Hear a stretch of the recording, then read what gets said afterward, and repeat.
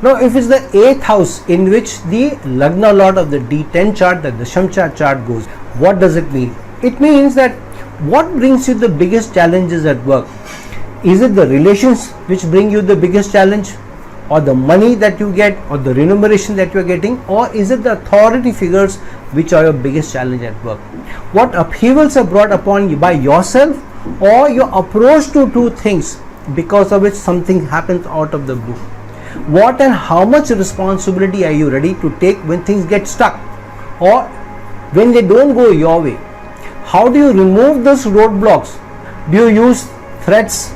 Do you cajole people into acting in a certain way, or do you use your relations and your network?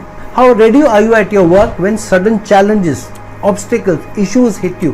Or do you lose your cool often and not able to figure out how to go approach things when things go wrong?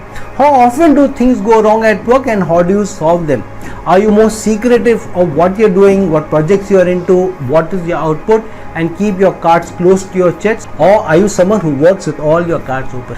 Do you give up when you're faced with unsurmountable challenges, or are you somebody who's flexible and up to the task?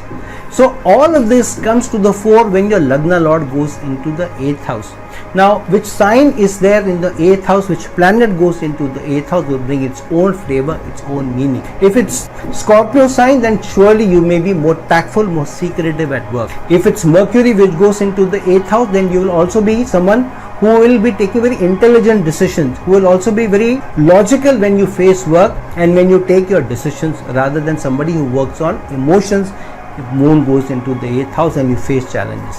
So similarly, different signs and different planets going into the 8th house will bring in their own flavor, own meaning.